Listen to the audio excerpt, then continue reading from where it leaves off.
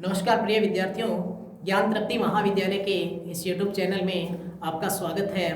और आज हम इससे एक नया टॉपिक लेके आए हैं जिसका नाम है मैकेनिज्म ऑफ डाइजेशन। यानी कि देखो,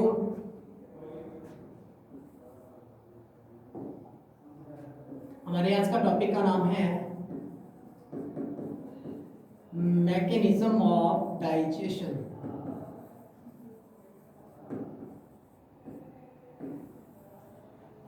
मैकेनिज्म ऑफ डाइजेशन से पहले मैंने कल आपको एक टॉपिक करवाया था जिसका नाम था डाइजेस्टिव सिस्टम।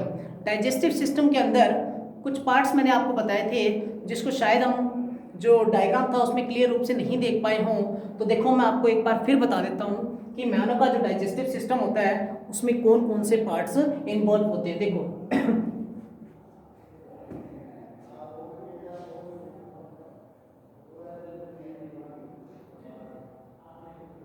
देखो, सबसे पहले मानव का जो डाइजेस्टिव सिस्टम है, वो कहां से शुरू होता है?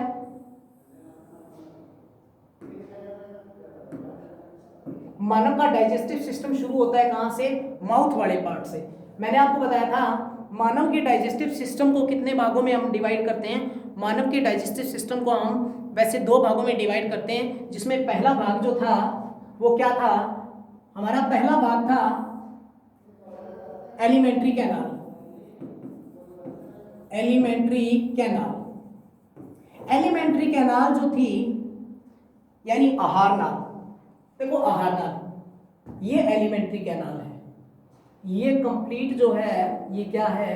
एलिमेंट्री कैनाल है, जिसका निर्माण ये कंप्लीट जो है यहाँ इसके अंदर वाला जो पार्ट है, ये कंप्लीट जो पार्ट है ये हमें किस रूप में मिलता है? एलिमेंट्री कैनाल के। क्योंकि मैंने आपको बताया था एलिमेंट्री कैनाल के अंदर मुख हुआ, ग्रसनी, ग्रसिका, अमाशय, आंत और लास्ट वन पार्ट मलाशय। और इससे अगर लास्ट पार्ट लें तो हम क्या लेंगे? एनस यानी गुदा वाला पार्ट। तो लेकिन गुदा वाले पार्ट को तो हम नहीं ऐड कर सकते हैं, लेकिन लास्ट जो हम रेक्टम वाला पार्ट है, यहां तक का जो भाग है, ये सारा का सारा किससे मिलकर बना है? एलिमेंट्री कैनाल से। तो देखो, एलिमेंट्री कैनाल मैंने आपको इसकी लंबाई बताई थी 4 से 5। एलिमेंट्री कैनाल की जो लंबाई है वो 4 से 5 होती है लगभग, ठीक है। तो देखो, यहां से शुरू होती है। मैंने आपको डाइजेस्टिव सिस्टम के अंदर, अब इस पार्ट्स को आप देख रहे होंगे तो देखो,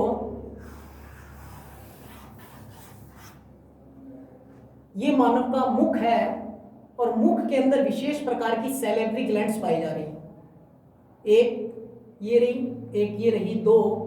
यानी कि मानव के मुख में विशेष प्रकार की लार ग्रंथियां पाई जाती हैं जिनके द्वारा सीक्रेशन होता है किसका?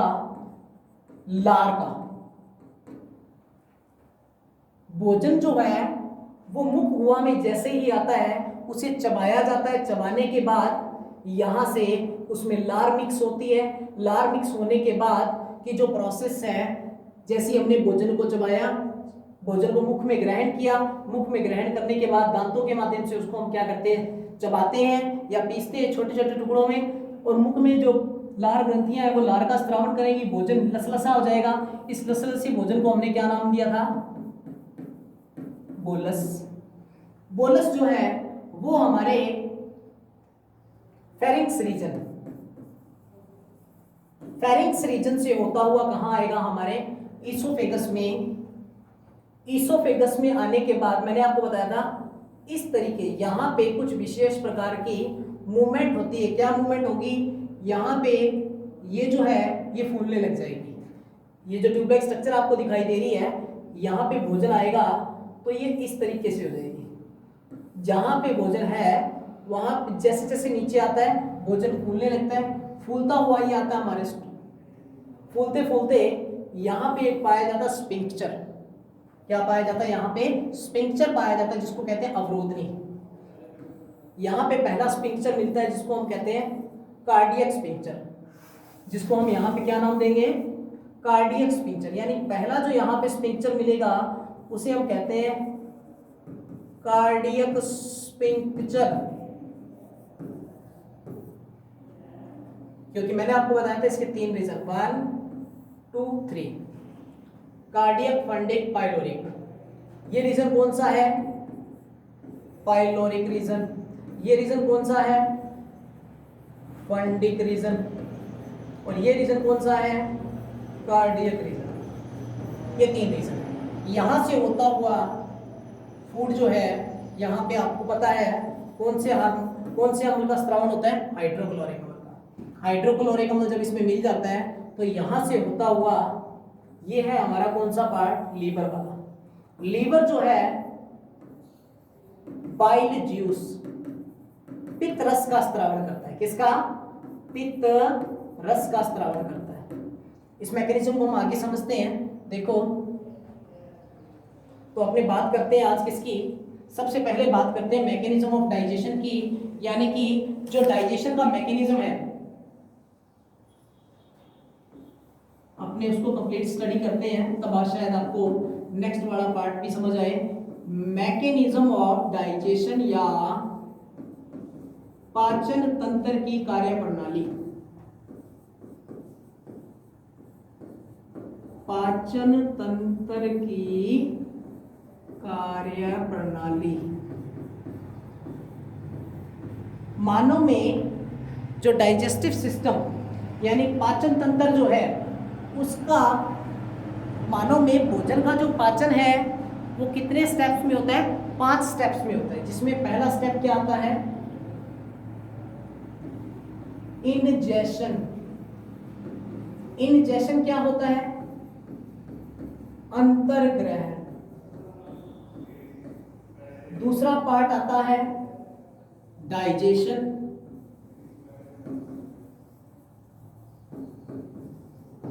यानी कि यहां पे पाचन। तीसरा पार्ट आता है यहां पे आपका, पहला पार्ट आ गया इंजेशन, दूसरा पार्ट आ गया डाइजेशन, तीसरा पार्ट आ गया एब्सॉर्प्शन। एब्सॉर्प्शन, एब्सॉर्प्शन को बोलते हैं हम यहां पे अवशोषण। फोर्थ पार्ट आ गया आपका क्या? फोर्थ पार्ट आ गया एसिमिलेशन। एसिमिलेशन, एसिमिलेशन को हम कहते हैं स्वांगीकरण। लास्ट वन जो पार्ट है वो हमारा होता है इजेशन। इजेशन को हम बोलते हैं बहिक्षेपण। देखो, आपको ये एक डायग्राम दिखाई दे रहा है, इसके अंदर स्मॉल इंटेस्टाइन के 3 पार्ट दिखाई दे रहे हैं। स्मॉल इंटेस्टाइन जो होते हैं उसके 3 पार्ट होते हैं। सबसे पहला पार्ट क्या कहलाता है? डियोडिनम। दूसरा पार्ट क्या कहलाता है? जेजुनम। और तीसरा पार्ट जो है वो क्या कहलाता है? इलियम। ठीक है, यहाँ पे देखो अलग अलग पार्ट्स आपको दिखाई दे रहे हैं। ये येलो वाला जो पार्ट है वो है डियोडिनम वाला पार्ट, ब्लू जो पार्ट है वो कौन सा है? Jejunum part. इलियम जो पार्ट है वो किसमें है? लास्ट वन वाला जो पार्ट है वो है इलियम। तो आपको ये बात एक याद रखनी है कि स्मॉल इंटेस्टाइन के कितने पार्ट्स होते हैं? 3 पार्ट्स होते हैं। डियोडिनम, जिसको हम कहते हैं यहाँ पे डियोडिनम, जेजुनम और इलियम कहते हैं। तो देखो इस एनाटॉमी के अंदर ये चीज दिखाई हुई है। हम 1 बाय 1 इन मैकेनिज्म को पढ़ते हैं, क्योंकि इसके अंदर आगे जो हम पार्ट्स पढ़ने वाले हैं उनमें डियोडिनम, जेजुनम और इलियम का भी योगदान होगा। तो देखो, सबसे पहला पार्ट मैकेनिज्म ऑफ डाइजेशन का सबसे पहला पार्ट होता है क्या? इंजेशन। देखो इंजेशन क्या होता है?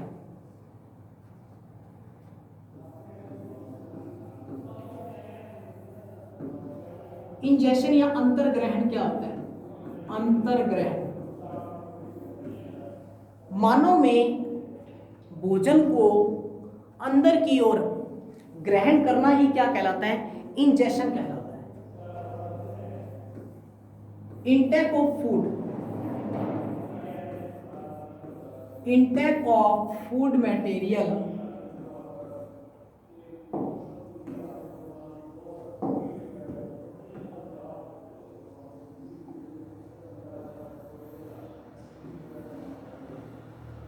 intake of food material into mouth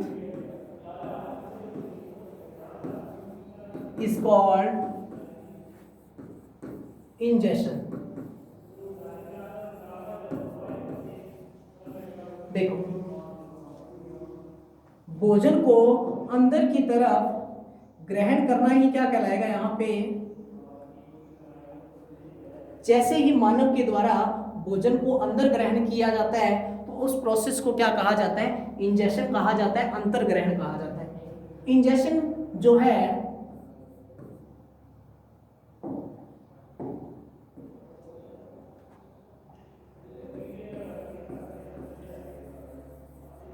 ingestion जो है वो 2 स्टेप्स में कंप्लीट होता है। इंजेशन जो है वो कितने स्टेप्स में कंप्लीट होता है, 2 स्टेप्स में कंप्लीट होता है। कैसे?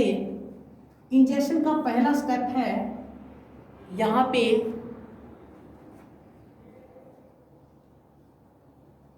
डिग्लूटेशन,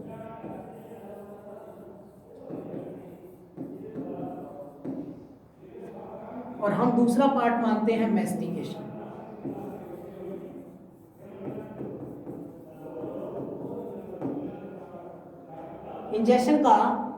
इंजेशन के 2 स्टेप होते हैं, यानी अंतर मानव में जो डाइजेशन का मैकेनिज्म है जिसमें पहला स्टेप है अंतर्ग्रहण।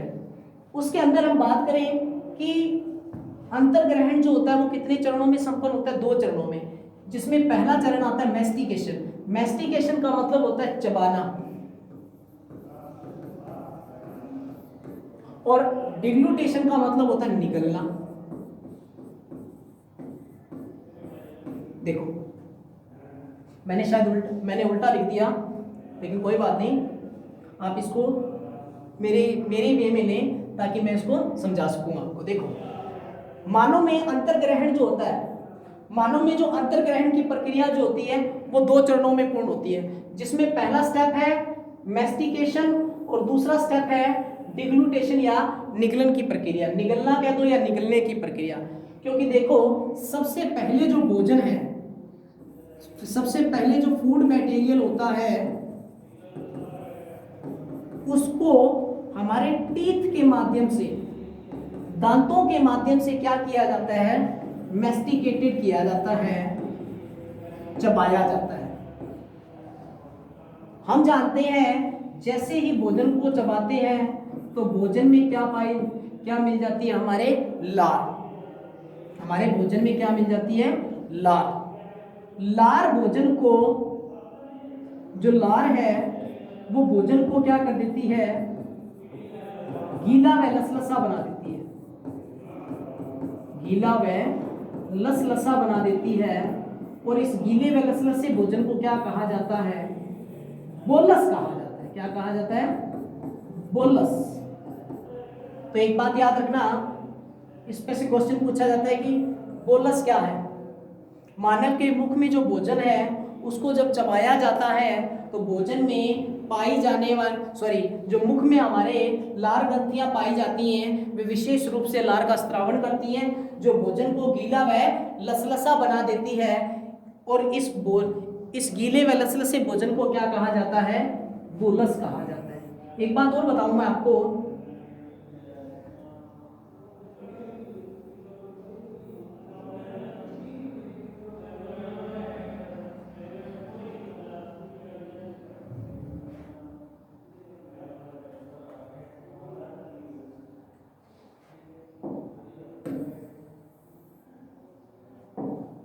देखो जो मानव में भोजन जो है उसको चबाने की प्रक्रिया जो होती है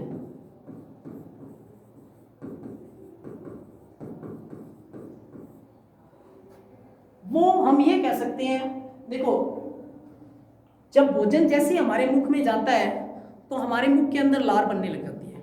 जो लार बनती है वो लार भोजन को गीला करने लग जाती है, जिसके कारण हमारा मुख जो है वो चलने स्टार्ट हो जाता है। यानी एक प्रकार से हमारे मुख के अंदर पाए जाने वाले दांत हैं या जो जबड़ा है वो ऑटोमेटिक मूवमेंट करने लग जाता है। मूवमेंट करेगा तो भोजन को बारीक कणों में क्या कर दिया जाएगा, पीस दिया जाएगा और उस भोजन को भेज दिया जाएगा आगे की तरफ। तो देखो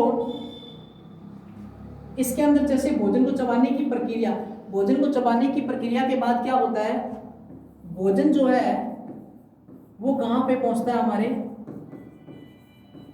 ग्रसिका वाले भाग में। ग्रसिका वाले भाग में पाई जाती हैं श्लेष्म ग्रंथियां। श्लेष्मा का स्राव होता है ग्रसिका वाले भाग में, जो भोजन को क्या करेंगी, आगे खिसकने देती है, जो भोजन को आगे की तरफ मूव करती है।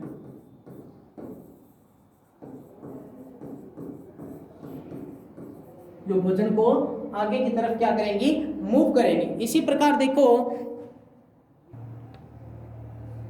तो देखो यहां पे मैंने क्या कहा कि मानव में इंजेक्शन की प्रोसेस जो होती है वो 2 चरणों में संपन्न होती है, जिसमें पहला जो स्टेप मैंने आपको बता दिया क्या हो गया आपका, मैस्टिकेशन, और दूसरा क्या हो गया, डिग्लूटेशन, यानी कि भोजन को चबाया और फिर निगल लिया जाता है। ये निगलने की प्रोसेस कहां संपन्न होती है, तो देखो निगलने की प्रोसेस जो है वो मैं ये कहूंगा यहां पे देखो,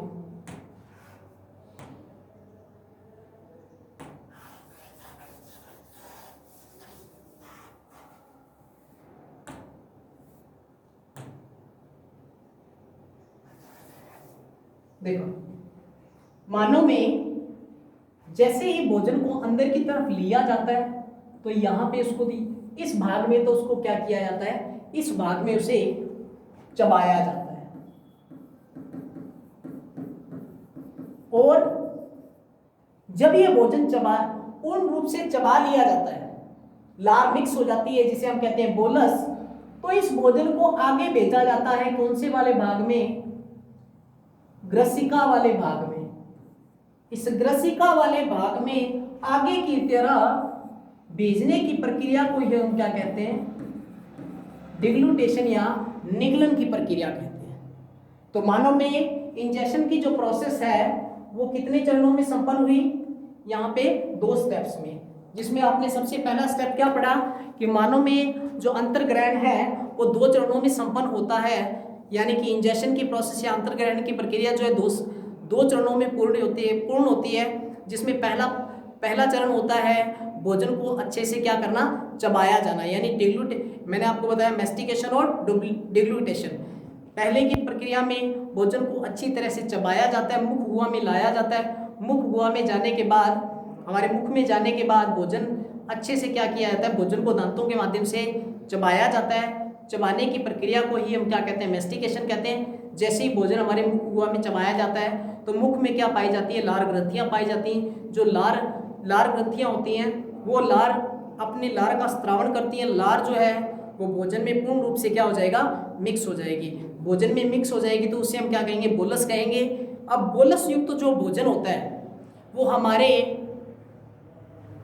मुख और मुख गुहा से होता हुआ हमारे ग्रसनी वाले फेरिंक्स रीजन में जाता है। फेरिंक्स रीजन में जाएगा, अंदर की तरफ निगला जाएगा, मतलब कि जैसे हम यहाँ पे भोजन को लेके आते हैं तो हम अंदर की तरफ निगलने की कोशिश करते हैं चबाने के बाद। इस प्रक्रिया को हम क्या कहेंगे, डिग्लूटेशन या निगलन की प्रक्रिया। तो दोनों चरणों में संपन्न होगी। लेकिन क्या होता है, जैसे ही भोजन हमारे ग्रसनी वाले भाग में जाता है तो ग्रसनी के भाग में यहाँ पे हमारे इस तरफ कुछ विशेष प्रकार का एक ढक्कन पाया जाता है, फ्लैप लाइक स्ट्रक्चर पाई जाती है, जिसे हम कहते हैं एपिग्लोटिस। तो मैंने आपको बताया था, देखो एपिग्लोटिस जो है वो क्यों पाया जाता है, ताकि जो भोजन है वो हमारी श्वास नली में प्रवेश ना कर सके। इसीलिए क्या होता है, देखो कि भोजन जैसे ही बोलस युक्त भोजन जो है हमारे ग्रसनी से होता हुआ हमारी ग्रसिका रीजन में आता है तो एपिग्लोटिस या घाटी द्वार जिसको बोलते हैं, घाटी द्वार जो होता है वो बंद हो जाता है और भोजन जो है वो वहाँ से होता हुआ हमारी फूड पाइप के अंदर ही आता है। तो ये तो प्रोसेस होगी कौन सी, ये प्रोसेस होगी हमारी पहली, जिसको हम कहते हैं इंजेशन। सेकंड प्रोसेस के अंदर देखो, इंजेशन के बाद जो दूसरा पॉइंट है आपका क्या, अंतर ग्रहण हो जाएगा। दूसरा पार्ट है आपका डाइजेशन।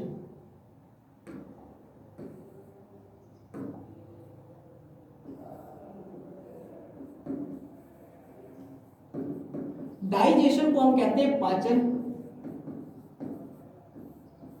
देखो डाइजेशन, पाचन क्या होता है, अपने यही कहते हैं कि फूड मटेरियल का कंप्लीट ऑक्सीडेशन होना ही क्या कहलाता है, पाचन कहलाता है। फूड मटेरियल का कंप्लीट ऑक्सीडेशन का मतलब जो भोज्य पदार्थ होते हैं उनमें ऑक्सीकरण की प्रक्रिया के द्वारा जब CO2 पूर्ण रूप से निकल जाए, यानी कि जब ऑक्सीजन भोजन में मिल जाती है तो उसे हम बोलते हैं फूड मटेरियल का कंप्लीट ऑक्सीडेशन। तो देखो डाइजेशन की जो प्रोसेस है वो 3 स्टेप में कंप्लीट होती है। डाइजेशन सबसे पहला होता है, पाचन की प्रक्रिया में सबसे पहला है डाइजेशन इन बक्कल कैविटी। डाइजेशन इन बक्कल कैविटी यानी कि मुख गुहा में पाचन। सेकंड आएगा आपका डाइजेशन इन स्टोमच,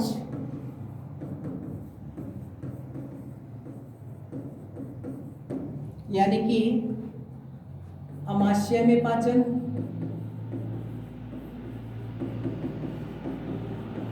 जो थर्ड वन है आपका वो है डाइजेशन इन स्मॉल इंटेस्टाइन।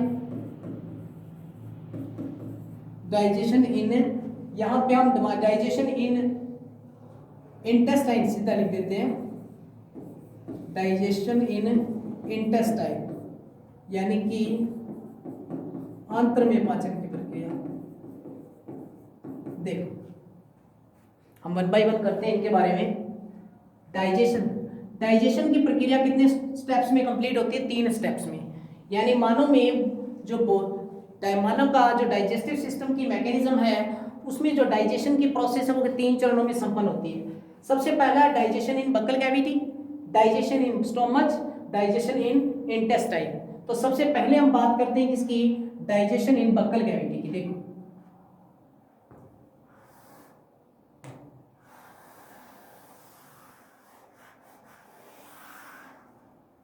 देखो डाइजेशन इन बक्कल कैविटी, हम जानते हैं हमारी जो बक्कल कैविटी है उसमें लार पाई जाती है और लार के अंदर एक एंजाइम पाया जाता है जिसका नाम है लारिया एमाइलेज। लारिया एमाइलेज जो नामक एंजाइम है, लारिया एमाइलेज एंजाइम जो होता है ये कार्बोहाइड्रेट का आंशिक रूप से पाचन करता है।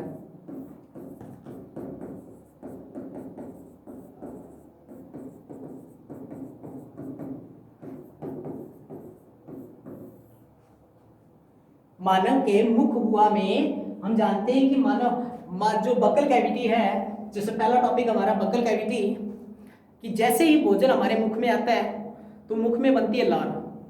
लार में पाया जाता है एक एंजाइम जिसका नाम है लारिया एमाइलेज।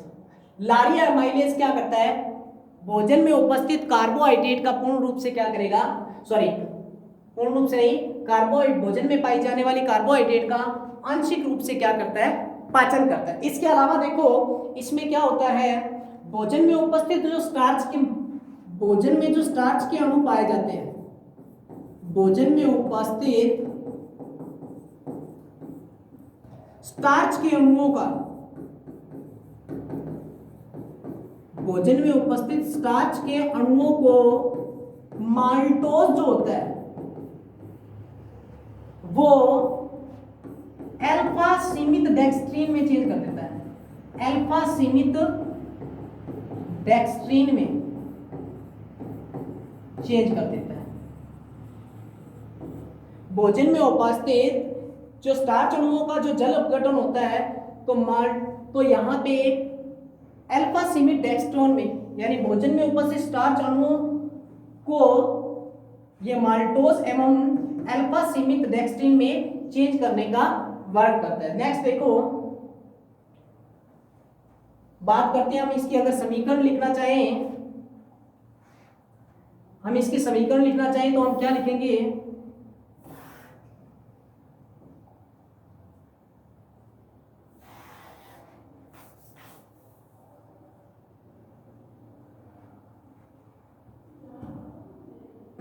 हम बात करते हैं, देखो इसकी समीकरण क्या बनेगी कि स्टार्च एक पॉलीसैकेराइड है, स्टार्च एक पॉलीसैकेराइड अणु है, स्टार्च एक क्या है, पॉलीसैकेराइड अणु है, जिसको लार में पाया जाने वाला लारिया एमाइलेज जो है वो चेंज कर देता है माल्टोज एवं अल्फा सीमित डेक्स्ट्रीन में, माल्टोज एवं अल्फा सीमित डेक्स्ट्रीन में। यानी कि मैंने आपको क्या बताया कि मुख्य गुहा में जो लार बनती है, लारिया एमाइलेज एंजाइम होता है, वो कार्बोहाइड्रेट का आंशिक रूप से क्या कर देता है, मुख्य गुहा में जो लार बनती है, लार में उपस्थित अल्फा एमिलेज एंजाइम कार्बोहाइड्रेट का आंशिक रूप से पाचन करता है और भोजन में पाए जाने वाले स्टार्च अणु जो है उसको ये चेंज कर देता है माल्टोज और अल्फा सीमित डेक्स्ट्रीन में। ये इसमें कितने अणु होते हैं, 3 से 9 अणु ग्लूकोज के होते हैं, इनमें ग्लूकोज के कितने अणु होते हैं, 3 से 9 अणु होते हैं। यानी कि हम बात कर रहे हैं डेक्स्ट्रीन की, डेक्स्ट्रीन में 3 से 9 अणु पाए जाते हैं ग्लूकोज के। सेकंड बात करते हैं अपने किसकी, सेकंड अपने बात करते हैं यहां पे डाइजेशन इन स्टोमच रीजन,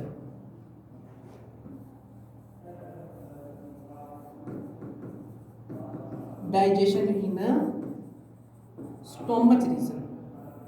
देखो स्टोमच, स्टोमच हमारा अतिपेशीय अंग, स्टोमच जो है वो मानव के डाइजेस्टिव सिस्टम का सबसे अतिपेशीय अंग है, मतलब मांसपेशियों से बना अंग है, जो कि किस रूप में वर्क करता है। यहाँ पे हम बात करें डाइजेशन इन स्टोमच की, तो स्टोमच के अंदर ही सारी प्रक्रियाएं होती है। ये हमारा स्टोमच जो है वो एक अतिपेशीय अंग माना जाता है। इस स्टोमच के अंदर हम क्या मानते हैं, स्टोमच की अगर मैं बात करूं, ये देखो ये स्टोमच रीजन है,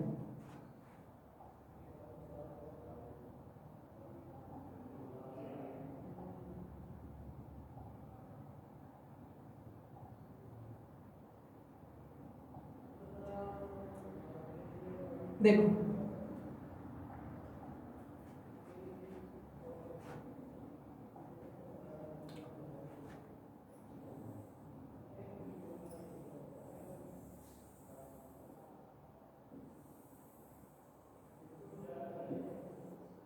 ये स्टोमच रीजन है। यहां पे पहला स्फिंक्टर, ये जो रीजन है cardiac region, fundic region, pyloric reason.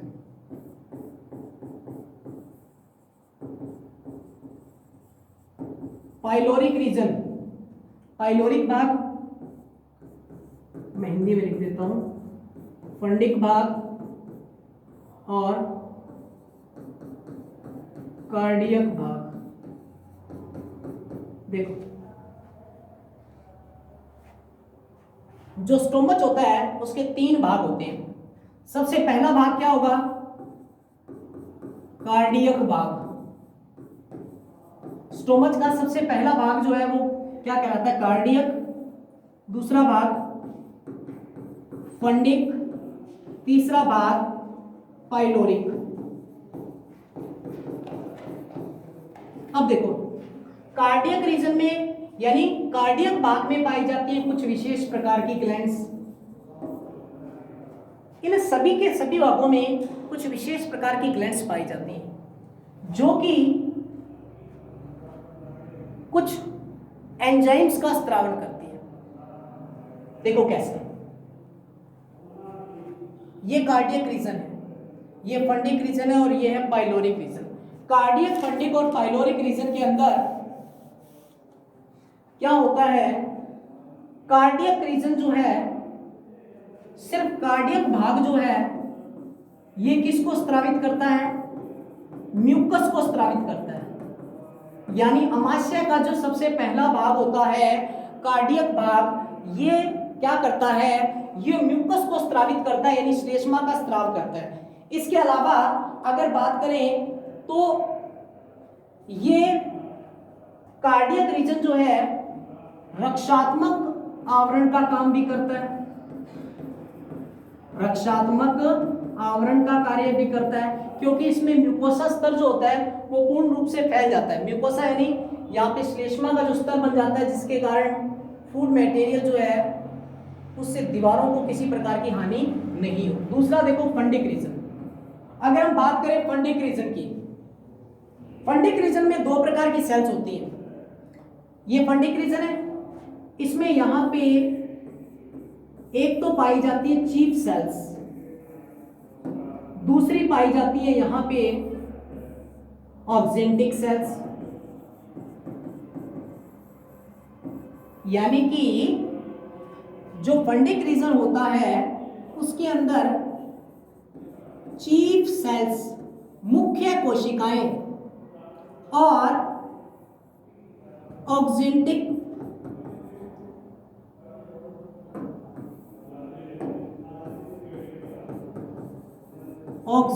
Sales पाई जाती हैं। अब चीफ सेल्स और ऑक्जेंटिक सेल्स का यहां पे क्या वर्क होता है, तो देखो चीफ सेल्स जो होती हैं वो यहां पे हम क्या कहते हैं, चीफ सेल्स का काम है पेप्सिन और रेनिन एंजाइम का स्त्रावन करना। किसका, पेप्सिन और रेनिन नामक एंजाइम का जो स्त्रावन करते हैं वो कौन सी कोशिकाओं के द्वारा होता है, चीफ सेल्स के द्वारा। बात करते हैं ऑक्जेंटिक सेल्स की, तो ऑक्जेंटिक सेल्स वे सेल्स होती हैं जो स्टोमच के अंदर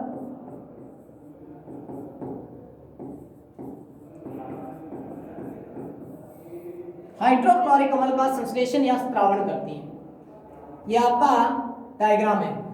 मैंने आपको क्या, आपने अभी तक क्या पढ़ा है, हमने अभी तक यही लगभग यही सुना है कि जो अमाशय होते हैं, अमाशय एक अतिपेशीय अंग होता है जिसके अंदर हाइड्रोक्लोरिक अम्ल का स्त्रावण होता है, हाइड्रोक्लोरिक अम्ल का निर्माण होता है। हाइड्रोक्लोरिक अम्ल जो होता है वो अम्लीय प्रकृति का होता है। हाइड्रोक्लोरिक अम्ल जो है वो भोजन में मिलता है। तो यहाँ पे हम क्या बात कर रहे हैं कि हमारे स्टोमच के अंदर देखो, आप जब भी हमारे क्या होता है स्टोमच में भोजन जाता है तो ये जो पेप्सिन एंजाइम है ये वर्क करता है किस पर, प्रोटीन अणुओं पर। भोजन में पाई जाने वाली प्रोटीन अणुओं पर तो कौन वर्क करेगा, पेप्सिन। इसी प्रकार रेनिन जो एंजाइम है ये भ्रूणावस्था में पाया जाता है, भ्रूणावस्था में पाया जाता है। वयस्क अवस्था में रेनिन एंजाइम लुप्त हो जाता है, इसका निर्माण नहीं होता है। इसकी जगह वर्क करता है हाइड्रोक्लोरिक अम्ल, क्योंकि देखो पेप्सिन को कहा जाता है प्रोटीन अणुओं का पाचन करने वाला एंजाइम, यानी प्रोटीन अणुओं पर वर्क करने वाला एंजाइम जो है वो तो है पेप्सिन। और रेनिन जो है वो कहते हैं हम दूध को पचाने वाला एंजाइम। जिस प्रकार एक छोटे बच्चे के अंदर दूध पीने के बाद जो फटकर जो दूध बाहर निकलता है तो वो किसके कारण होता है, वो रेनिन के कारण होता है। तो ये यहाँ पे हमने डाइजेशन इन स्टोमच के बारे में पढ़ा कि डाइजेशन किस प्रकार से हमारे स्टोमच में होता है। तो अपने एक बार थोड़ा सा फिर रिवाइज कर लेते हैं। डाइजेशन इन स्टोमच में मानव का अमाशय जो है वो एक अतिपेशीय अंग है। मानव के अमाशय में 3 भाग पाए जाते हैं, कार्डियक भाग, फंडिक भाग, पाइलोरिक भाग। कार्डियक भाग में पाई जाती है क्या, कार्डियक भाग में पाई जाती है कार्डियक ग्लैंड्स, कार्डियक ग्रंथियां। कार्डियक ग्रंथियां जो होती हैं वो किसका स्त्रावण करती हैं? म्यूकस का स्त्रावण करती हैं। नंबर 2, फंडिक भाग। फंडिक भाग में क्या होता है? फंडिक भाग में दो प्रकार की सेल्स पाई जाती हैं, एक होती है चीफ सेल्स, दूसरी होती है ऑक्जेंटिक सेल्स। चीफ सेल्स का वर्क क्या होता है? चीफ सेल्स का वर्क है पेप्सिन और रेनिन एंजाइम का स्त्रावण करना, जबकि ऑक्जेंटिक सेल्स का है हाइड्रोक्लोरिक अम्ल का सीक्रेशन करना। अब देखो बात क्या है, बात इसमें आती है कि हाइड्रोक्लोरिक अम्ल का जो स्त्रावण होता है, हाइड्रोक्लोरिक अम्ल का जो संश्लेषण होता है, यहाँ पे भोजन में ये मिल जाता है। ये पेप्सिन और जो रेनिन है ये हमारे जठर रस में पाए जाने वाले एंजाइम है। अब हम बात करते हैं जठर रस। अपनों ने क्या पढ़ा है कि स्टोमच में, हमारे आमाशय में जठर रस पाया जाता है, स्टोमच रीजन में। तो जठर रस जो होता है वो आमाशय में पाई जाने वाली जो गैस्ट्रिन नामक रुधिर कोशिकाएं होती हैं उनके द्वारा ये उद्दीप्त होने के पश्चात जठर रस का स्त्रावण होता है। और जठर रस जो होता है वो हम जानते हैं जठर रस में लगभग क्या होता है, 90% वाटर होता है, बाकी उसमें ऑर्गेनिक इनऑर्गेनिक सब्सटेंस पाए जाते हैं जो कि सामने आपके। अब आपकी बात करते हैं अपने किसकी, नेक्स्ट पार्ट की। नेक्स्ट भाग हमारा आता है क्या, हमारा नेक्स्ट पार्ट आता है कि जो आपका तीसरा पार्ट था वो है एब्जॉर्प्शन। एब्जॉर्प्शन, अवशोषण। अगर हम अवशोषण की बात करें तो अवशोषण के अंदर फूड मटेरियल का कंप्लीट ऑक्सीडेशन कहाँ होता है? फूड मटेरियल में से मतलब भोजन का पूर्ण रूप से पाचन होता है छोटी आंत में। और छोटी आंत के कितने भाग होते हैं? यहां पे देखो, डियोडिनम, जेजुनम, इलियम। छोटी आंत का सबसे पहला भाग जो होता है डियोडिनम। डियोडिनम, इस डियोडिनम के अंदर देखो ये डियोडिनम वाला पार्ट है, यानी ग्रहणी वाला, छोटी आंत का सबसे पहला भाग। हम क्या कहते हैं कि आंशिक रूप से पचित भोजन जो होता है वो सबसे पहले कहाँ प्रवेश करता है? छोटी आंत के पहले भाग जिसको हम कहते हैं डियोडिनम में। डियोडिनम में भोजन आता है। अब देखो आपको एक बात और पता होगी कि हमारे स्टोमच रीजन में भोजन कितने घंटे तक रहता है? 4 से 5 घंटे तक या 3 से 4 घंटे तक भोजन हमारे स्टोमच रीजन में रहता है। तो अब इस दौरान क्या होता है, प्रोटीन, कार्बोहाइड्रेट, लिपिड जो अणु होते हैं इनका कहीं ना कहीं किन्हीं विशेष प्रकार के एंजाइम्स के द्वारा इन्हें छोटे छोटे अणुओं में तोड़ दिया जाता है। तोड़ने के बाद इनको आगे इस तरीके से इनका एब्जॉर्प्शन होता है। एब्जॉर्प्शन के अंदर हम बात करें तो देखो जो एब्जॉर्प्शन वाला पार्ट है आपका कि एब्जॉर्प्शन किस प्रकार से होता है, तो देखो यहाँ पे आपको दे रखा है। इसके अंदर आपको एक बात और बता दूं, हमारे स्टोमच के नीचे की तरफ यहाँ पे एक लीफ लाइक स्ट्रक्चर पाई जाती है जिसको कहते हैं पेनक्रियास। क्या कहा जाता है? पेनक्रियास। और यहाँ पे हमारा होता है लीवर। लीवर जो है वो बाइल ज्यूस का सीक्रेशन करता है, पित्त रस का स्त्रावण करता है।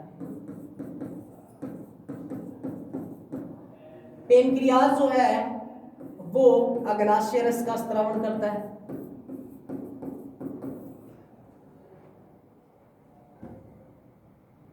पित्त रस और अग्नाशय रस ये दोनों ही रस आके हमारे भोजन में मिलते हैं।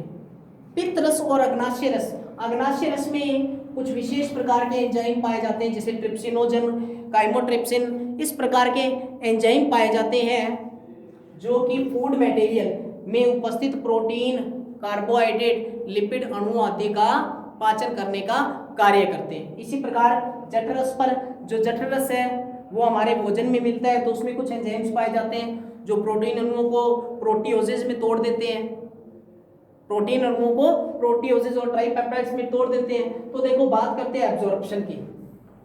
भोजन के अंदर एब्जॉर्प्शन में क्या होता है, अवशोषण की प्रक्रिया में हम बात करते हैं तो अवशोषण की प्रक्रिया में पचे हुए खाद्य पदार्थ जो होते हैं, पचे हुए खाद्य पदार्थ जैसे कि विटामिन, लवण और जो हमारे जल की हमारे भोजन के अंदर जो जल, हमारे भोजन में विटामिन, लवण, जो भी चीज मटेरियल होती है वो हमारी आंतर उपकला की कोशिकाओं के द्वारा, आंतर उपकला की कोशिकाओं के द्वारा अवशोषित कर लिए जाते हैं और उन्हें हमारे ब्लड में ट्रांसफर किया जाता है। इस प्रक्रिया को हम क्या कहते हैं यहाँ पे, इस प्रक्रिया को हम कहते हैं यहाँ पे अवशोषण की प्रक्रिया। यानी कि अवशोषण वाले भाग में हम सिर्फ ये कहेंगे कि पचे हुए खाद्य पदार्थों में, पचे हुए खाद्य पदार्थों में जल, विटामिन, जल हो गया, विटामिन हो गया, लवण हो गया, सॉरी जल को हटा दो यहां से, पचे, अवशोषण की प्रक्रिया में पचे हुए खाद्य पदार्थों में विटामिन, लवण और जो भी मटेरियल होता है वो उपकला कोशिकाओं के द्वारा अवशोषित कर लिया जाता है और उन्हें आगे हमारे ब्लड में ट्रांसफर कर दिया जाता है, उनका स्थानांतरण कर दिया जाता है और ये पूर्ण रूप से अवशोषित होने के बाद हमारी बॉडी के अन्य ऑर्गन्स तक पहुंच जाते हैं। नेक्स्ट पार्ट आ गया आपका क्या, एसिमिलेशन। एसिमिलेशन के अंदर, चलो नेक्स्ट वीडियो के अंदर हम एसिमिलेशन और डाइजेशन वाला जो पार्ट है वो कर लेंगे। धन्यवाद आज के लिए, और इस वीडियो को थोड़ा ढंग से देखना ताकि आप लोगों को समझ आ सके। बुक के अकॉर्डिंग थोड़ा सा समझने की कोशिश करना, क्योंकि यहाँ पे मैंने जो आपको डायग्राम के अंदर बताया है उसके अंदर कुछ विशेष प्रकार के जो पार्ट्स बताए हैं, जैसे कि कुछ विशेष प्रकार के एंजाइम्स और कुछ विशेष प्रकार के जो पार्ट्स हैं, जैसे कि छोटी आंत के जो भाग हैं या बड़ी आंत जो है, जैसे कि अपने जानते हैं कि छोटी आंत जो है वो वहाँ पे भोजन का कंप्लीट पाचन हो जाता है और बड़ी आंत जो है वो जल से बड़ी आंत का क्या कार्य है, वहाँ पे कंप्लीट जो जल का अवशोषण है उसको करने का कार्य है। तो आज हम इतना ही करेंगे, उसके बाद हम नेक्स्ट वीडियो करेंगे। धन्यवाद।